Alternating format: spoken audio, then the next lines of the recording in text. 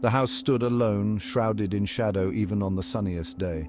It leaned precariously to one side, its paint peeling like scabs. The windows, like vacant eyes, stared out blankly, coated in years of grime. This was Mrs. Abernathy's house, a source of endless fascination and fear for the children of Elm Street. No one had seen Mrs. Abernathy for years, but sometimes late at night a sliver of light flickered in the attic window. The lawn, choked with weeds and overgrown bushes, resembled a tangled jungle. The old oak tree in the yard twisted unnaturally, its branches reaching towards the house like skeletal fingers. The rusted swing set swayed gently in the breeze, its eerie creaking echoing down the street. Even the bravest child knew better than to venture near Mrs. Abernathy's, for it was said that something evil lurked within its walls. Sometimes, on stormy nights, the wind howled through the cracks in the walls, sounding like a woman's scream. The house seemed to groan under the weight of its secrets, its silhouette a menacing shadow against the stormy sky. It was a place where nightmares were born, a testament to the darkness that could reside in the human heart.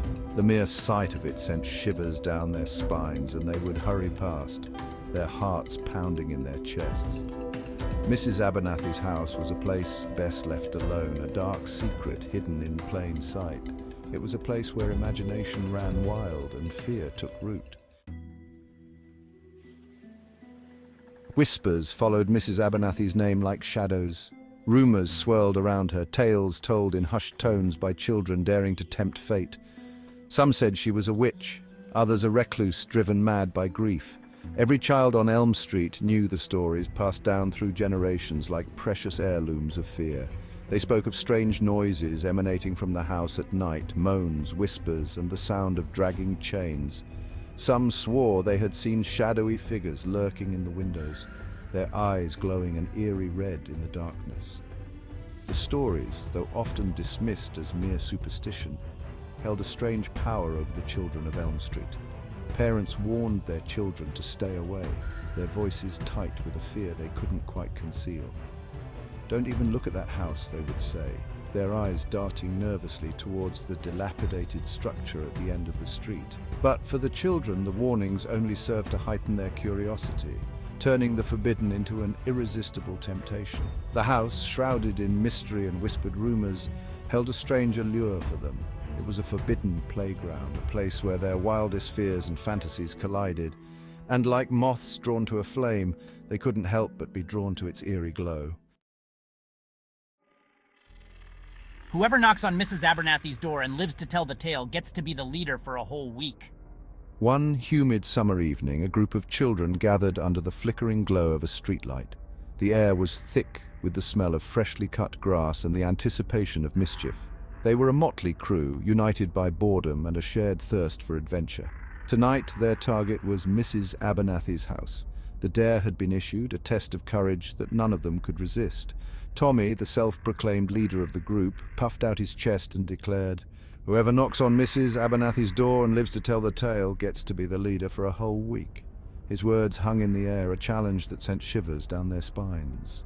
The other children exchanged nervous glances. No one dared to speak, their eyes fixed on the looming silhouette of the house at the end of the street.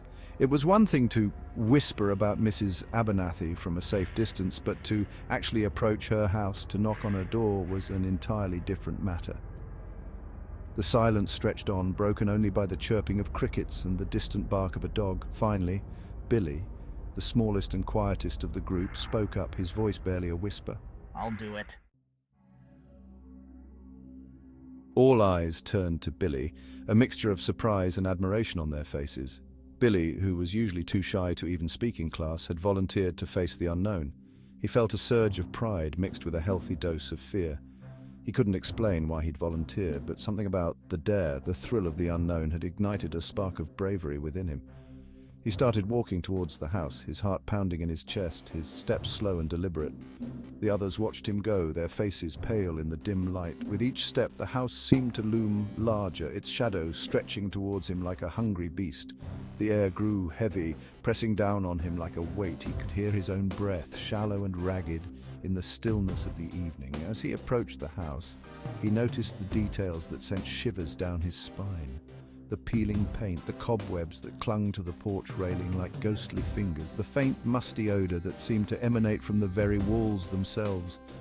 He reached the front steps, his hand trembling as he raised it to knock. The wood felt rough and cold beneath his fingertips. He hesitated for a moment, his heart pounding in his ears, before finally mustering up all his courage and rapping his knuckles against the wood.